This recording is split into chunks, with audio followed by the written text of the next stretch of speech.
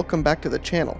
This is the Darklight Emissary, and today's video is going to go over the mystery of the Imperial Saints and Demons of the God Emperor of Mankind. I personally find this topic to be one of the more interesting ones because the mystery of the Imperial Saints and Demons of the God Emperor are still pretty unknown. There's not a ton of information about what is really going on here, so it's going to be a lot of fun to kind of just discuss and talk about my thoughts on this and what we do know about saints, and to a way lesser extent, anything considered a demon of the Emperor. And so, something I'm going to specify at the beginning here is I'm going to mostly be talking about, at first, what are considered living saints of the Emperor.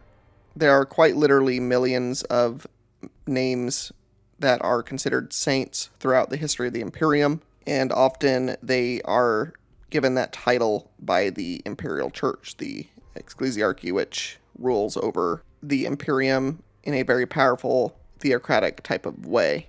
And often it goes hand in hand with being martyred. So a lot of these saints did some kind of act against chaos that sacrificed themselves or some other threat to humanity in such a way that, it's considered a sign of the Emperor's blessing, so to speak, to protect his subjects, basically. And often that process can take dozens, if not hundreds of years, as it kind of is a name submitted to make its way through the mechanisms of government within the Ecclesiarchy itself until the ruling part of that body decides on who to make a saint next in a given sector or planet, wherever it is. But occasionally there are individuals who are so powerful with the Emperor's faith that they are basically a saint by deed and not just name, and by power itself. Imperial Saints often will manifest with psychic powers that they did not have before, and will show other obvious signs like a glowing aura. They will have angelic wings, sometimes like white doves will be part of the ensemble. Like they turn into what you would kind of imagine a saint would look like in some of the most ostentatious type of paintings of like Catholic saints of the olden days. They kind of echo that sort of look and feel, I would say, quite a bit. And they seem to have true powers that often are in direct opposition to chaos power, much like the Emperor. And so it's often thought that they're drawing their power directly from the Emperor, and they certainly believe that to be the case. And one of the weird mysteries around living saints, though, is what gives them their power and how they manifest and where and when seems to be kind of random, and it's not really understood to a great extent.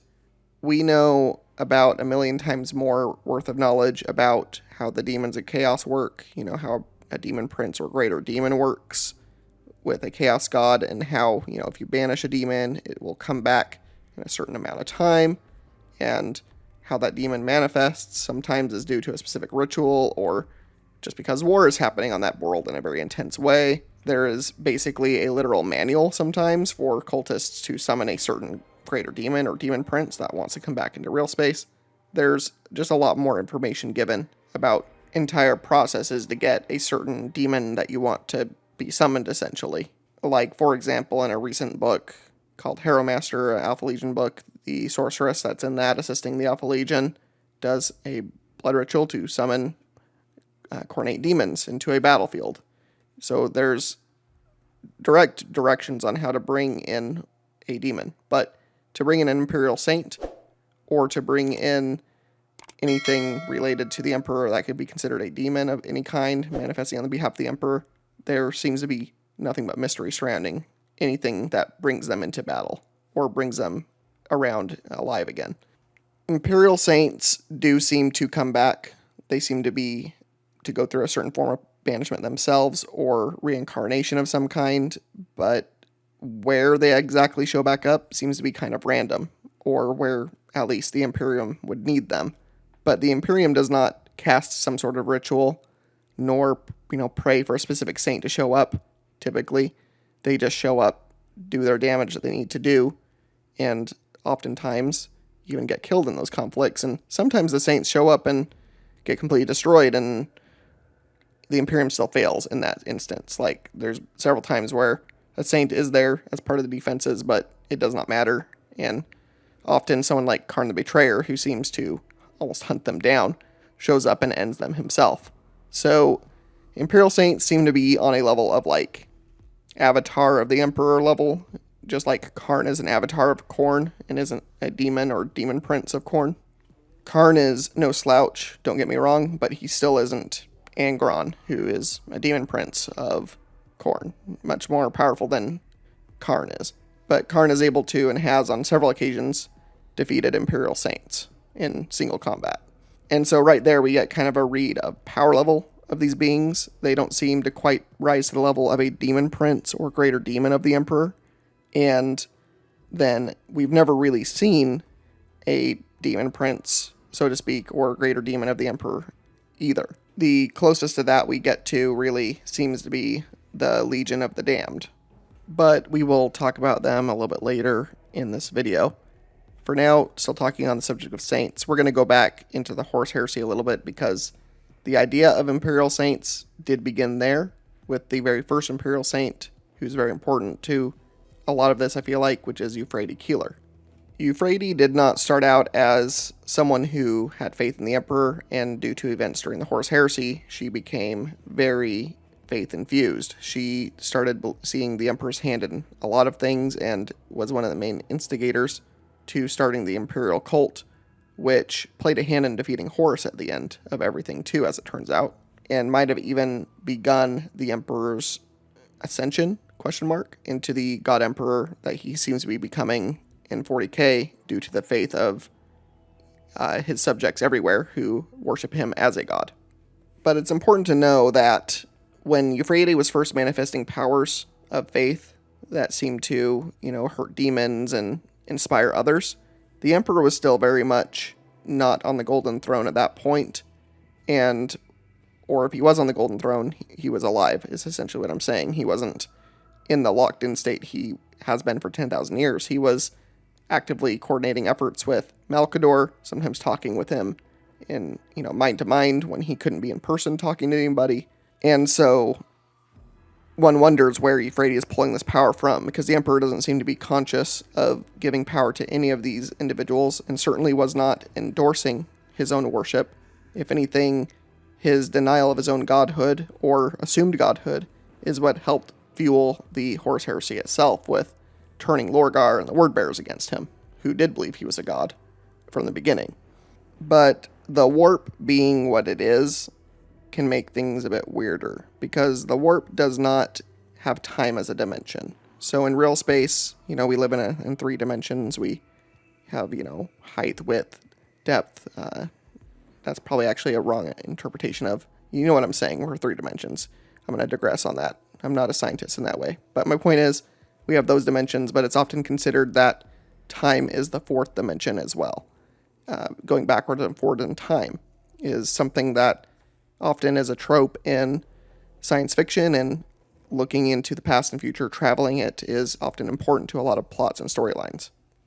The warp does play with this, but the warp itself does not respect or notice time as a factor as part of its own realm. It's not a dimension there, but it does sometimes influence or be influenced by time in our dimension, oddly enough. And I believe that this relates partially to the powers of Euphrates and Living Saints, and possibly the Legion of the Damned as well. Because one thing that's been touched on in the End and the Death volumes of the Horus Heresy, and in a few other places lore-wise, is that beings like Slaanesh, for example, Chaos God of Pleasure, of Excess, She Who Thirsts, Prince of Pleasure, Slaanesh was born, quote-unquote, and is younger than the other 3 Chaos Gods. Slaanesh manifested mere millennia ago, versus possibly millions of years for the other Chaos Gods initially, but that is kind of a moot point to the warp. Once a being like Slaanesh is manifest, or is thought of somewhere in the timeline, Slaanesh has always existed in the warp, as far as the warp is concerned. Likewise, it is my theory, and I think many people's theory, that the God Emperor, if there's faith that the God Emperor exists as a being fueled by the warp, that the God Emperor exists in the warp and always has been, even while the Emperor was mortal, so to speak, and alive, on Earth, coordinating things for millennia and working behind the scenes. Lurking in the warp was this future version of himself that was elevated to a position he never desired. And if this version of the Emperor fully manifests at any time in the warp, then it's possible that this future version of the Emperor is coordinating the efforts of these Imperial Saints, the Legion of the Damned, and possibly more manifestations of this power later on that we have not seen yet. And there is some real credence to this, especially in some of the later novels that take place during the current era, the Indomitus era, with Rabaut Guilliman back. He has been very suspicious of Imperial Saints and the Imperial Church itself, having come from the era of the Imperial Truth, where the Emperor taught there was no such thing as gods, and that faith was only a path to ruin and destruction for humanity. Someone like Rabaut Guilliman enforced the destruction of religion and the restriction of that out of that kind of caution as taught by the Emperor, essentially. And so Rabaut awoke into a version of the Imperium that is completely at odds with how he was basically raised up, how he basically was raised to lead his armies, lead the Imperium, and, he's basically kind of wondering himself if these manifestations of Imperial Saints are either the Emperor, or he suspects that it's something like possibly Tzeentch, the chaos god of deceit and change. And certainly Tzeentch has done this sort of thing before. He made the Blood Angels think that one of their Marines was basically reincarnating as Sanguinius, their Primarch, who fell during the Horus Heresy. But in fact, no, it was just a Lord of Change of Tzeentch that was messing around with that chapter at that time. And one could imagine that Rabaut, after he came back from stasis, that he read nothing but endless accounts of such deceptions from the forces of chaos, and he's no stranger to those wiles, having had his legion blunted by the word bearers in betrayal during the Horus Heresy, and seeing the very blackest of betrayals having been fueled in part by the chaos gods themselves. And so his skepticism can be considered warranted, but in the trilogy of books that Rabaut is fighting Mortarion in, and especially in the third book, Godblight, we get a very interesting scene. And actually, this could be the second book. I'll have to go look it up here. I believe this actually happened in the second book, Plague Wars. So, anyway, my point being, on the world of Parmenio, you have the forces of the plague god Nurgle up against Rabaut Guilliman, the Ultramarines, some Sisters of Battle, a handful of Adeptus Custodes, and Imperial Guard auxiliaries. There's a pretty good fight going on between both forces. And kind of seemingly out of nowhere for the Imperial forces, this young woman shows up on the battlefield and seems to be manifesting the powers of the Emperor, and is able to use her powers to tip the favor in the favor of the Imperial forces there. But the reason I'm bringing up this incident isn't really because of that directly, but it's because of the reaction of two other individuals during this fight. So during this battle, there is a Adeptus Custodi facing off against a tougher Nurglite demon. And so they are, having themselves a fair brawl going on, and then this Imperial Saint shows up near them, and possibly the only time you will ever see an Adeptus Custodi and Demon of Chaos call truce is when they are both staring down this Imperial Saint, and both noticing the same quality about this individual, that they seem to be radiating the powers of the Emperor. The Custodi basically just asks the question, "My lord, is that you?" He basically is seeing what he considers the Emperor manifest in this young lady. And then the Nurglite demon says more exclamatively and with some trepidation just the word anathame, which, if you're familiar with, was the name that the demons often called the Emperor during the Horus Heresy especially. And so this event was significant enough that two completely opposite enemies stopped fighting for, seconds, but still, just seconds is unheard of for an Adeptus Custodi against any enemy, let alone Chaos Demons. And the Chaos Demon especially, not fighting the Custodi, it's just funny that they both stopped and stared at this individual and came to the same conclusion at the same exact time, leaning credence that it is the Emperor's power that seems to be fueling Saints. And this is one of the best examples of that, I feel like, from two sources that aren't the Saint itself, saying that they are, filled with the Emperor's faith, and because there's been plenty of deceptive Saints that claim that, but are often being puppeted by, again, Tzeentch or other forces of chaos. And then one of the other interesting quirks regarding Imperial Saints, now that we're kind of on the subject, is they do tend to manifest in women more than men. There have been some living Imperial Saints that are men that seem to have faith-filled powers, and one of them is actually in Godblight. One of the main priests in that book is basically led by the Emperor to help banish one of the main greater demons of Nurgle, Kugoth.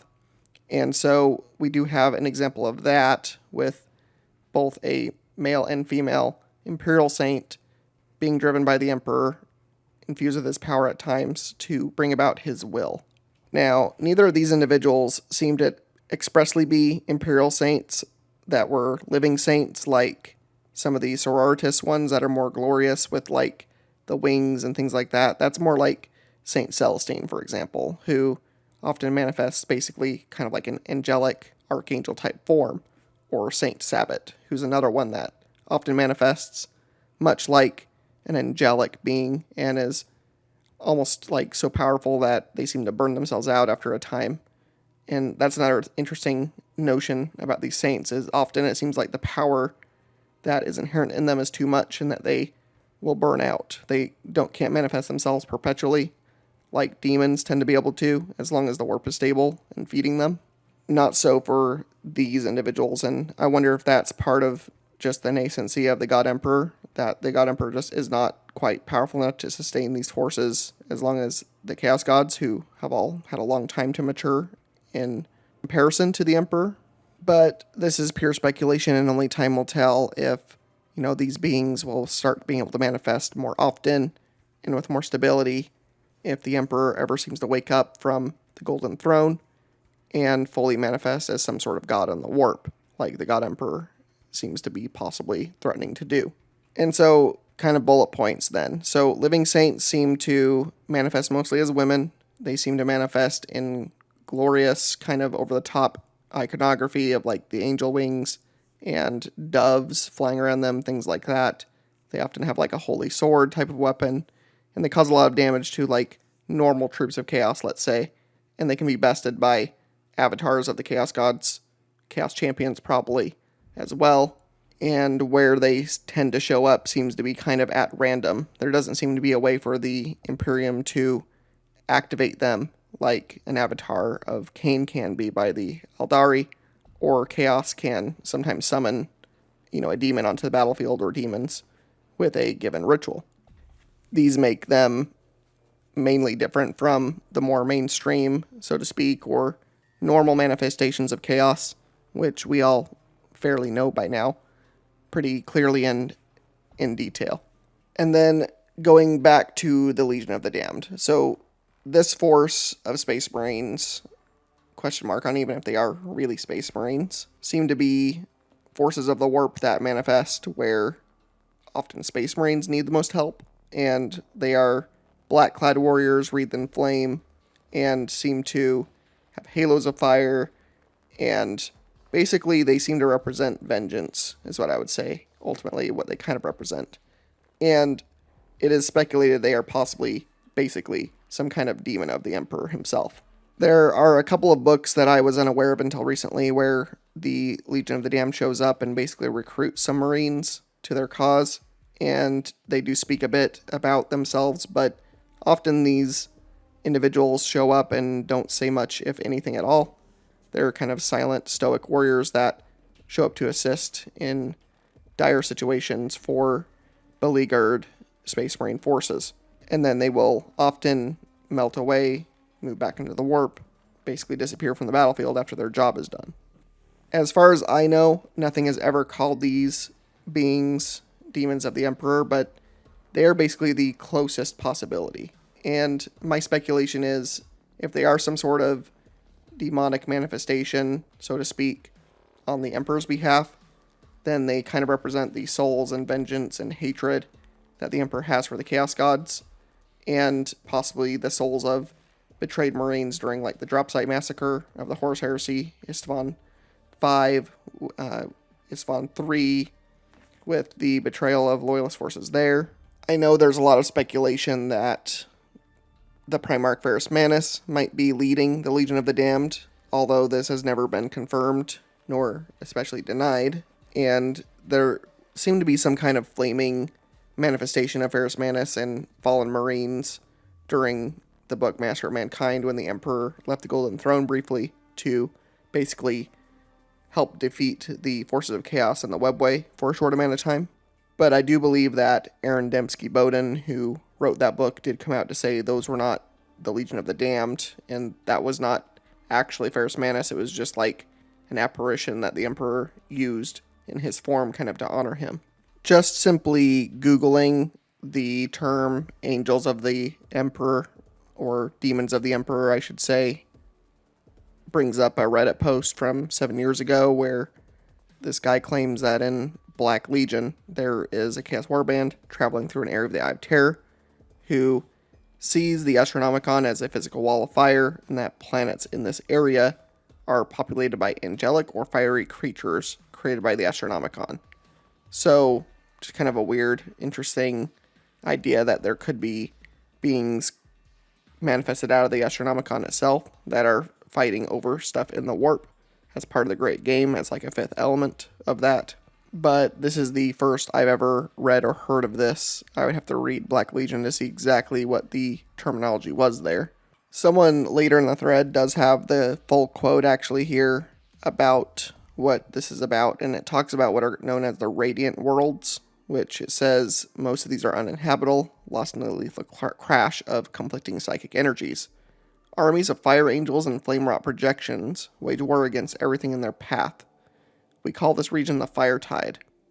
And so that's the only description it gives to what these beings are that are fighting over, everything. And so it could be mindless manifestations, because it does say flame rot projections.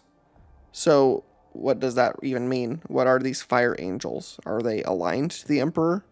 Or are they just raw psychic power that is projecting out from the Astronomicon, which is associated with the Emperor, but the Astronomicon kind of, while it's fueled by the Emperor, doesn't seem to really be like a hand-tooled thing that he can control.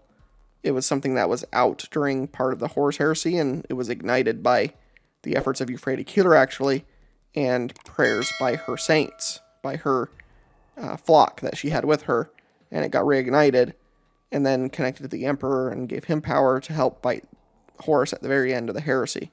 So it's a bit more weird here. And again, there's a bit of mystery here. It really only gives us a couple lines of information regarding anything close to a Emperor-aligned demon of any kind. Anything never born, so to speak, like often demons are called. And then this thread also talked a little bit about, the possibility of Primarchs being a form of chaos, not chaos, but Emperor demon. But the Primarchs are a bit more complex. If anything, they are partially warp-infused beings, but whether or not they are a warp creature taken and turned into a partial human form isn't ever exactly told. There is some hinting at their true nature being something much more than just a human soul, but exactly what was that pulled from the warp, we don't know. And it would be very meta and weird if the Emperor was basically taking beings that were aligned to a future version of himself as the God Emperor and put into basically housing of the Primarch bodies to lead his forces in the past. That would be very weird and kind of on brand for the Emperor in some ways, and so somewhat ironic if the Emperor was stealing from his future self in a sense by taking active forces that the God Emperor might have first created in the future and that he pulled into the past as his generals of the past. And then some of those get corrupted by chaos, ironically, too, which is interesting considering that if these were Emperor-infused beings originally in the warp, they would essentially be immune to chaos, like the Emperor is, I would imagine. which makes it odd that they could be corrupted by chaos. No Imperial Saints that I have ever heard of, the living Saints at least, have ever fallen to chaos or been corrupted. They seem to be utterly immune to that and just fighting chaos wherever they are, much like the Adeptus Custodes, much like the Grey Knights. It would be odd if the Primarchs were of this sort of cloth and somehow able to be the only beings of the Emperor corruptible, so to speak, if this theory was true. So perhaps I just disproved my own theory, but it's still fun to talk through this, I guess. I'm mostly just kind of reaching here because ultimately there is nothing that has ever been labeled as a demon of the Emperor in any novel or official lore that has come out from Games Workshop. It has only ever been speculated by us in lore circles, essentially, just discussing the lore and wondering, about things that seem to be aligned to the Emperor, but have never come out and behaved with the same rule set as Chaos God servants tend to follow. The Emperor's forces, ironically for being technically the forces of order, ironically have a much more chaotic manifestation rate than the forces of chaos do. Like, you can banish a demon, and the Inquisition basically can figure out near exactly when that demon will show up again in real space, when they're due back, essentially. I don't think the same can be said for any of the living saints. They show up, they do their thing, they either die in combat and show up somewhere else, or they leave afterwards or burn out afterwards. There's no manifesting them. So it's really funny to me that these aligned forces to the Emperor behave much more erratically than the forces literally labeled as chaos. And so there's not too much more to say on this subject. Really, at the end of the day, demons of the Emperor seem to be theoretical. And unless we see the Emperor gain even more power and control over himself, because right now it seems like the God Emperor is very fractured. If you've read Godblight or seen the excerpt from that, the Emperor basically has to kind of focus his fractured mind to speak or focus at all on one individual thing, and it can take him a while to be able to do that. But if he is slowly coalescing into a more focused being and has the full spread of power that the Chaos Gods do in the Warp, it makes sense that he could create manifestations of himself out of portions of himself, much like the Chaos Gods can out of themselves, which turns into the demons that we see, the greater demons, the demon princes, all of those beings. And it would make sense he could basically make chosen warriors ascend into demon princedom, much like the Chaos Gods do with chosen mortal champions like the Primarchs or very savvy chaos champions. It would be interesting to see if the Emperor could turn his people into some sort of demon prince and what they would look like, or what would pure warp creatures of the Emperor look like. And I mean, it could be that it's the Legion of the Damned, and the Space Marine is such an iconic, devoted part of the Emperor that makes sense. Although someone posted recently a speculative art of what forces of the Dark King would look like if there was a demon prince or demon of that version of the Emperor, and they kind of looked like some kind of weirdly corrupted version of an Adeptus Custodi, or one that was broken and hunched over and almost just demonic looking, like the Forces of Chaos look, sort of, but just a twisted parody of a Custodi, now kind of bestial now. I'll see if I can find that piece of art and put it around this time on near the end of this video here, because it definitely was interesting, and I'm sure I'll be putting some artwork in from fans of speculative artwork for Emperor's demons and what they would look like, or demon princes. But anyway, that's really all I have to say on this subject today. This is kind of where information runs out. So if you liked this today, please consider leaving a like and a comment if you want to discuss with me. If you are new here, I welcome you. Thanks for spending time listening to this video. There are many videos in the past if you want to take a look, and I would love your subscription if you believe I've earned it here today. As always, I appreciate each and every one of you and the time you've spent on this channel and helping it grow. And I hope you have a great day or night wherever you are. And I look forward to speaking with you in the next one.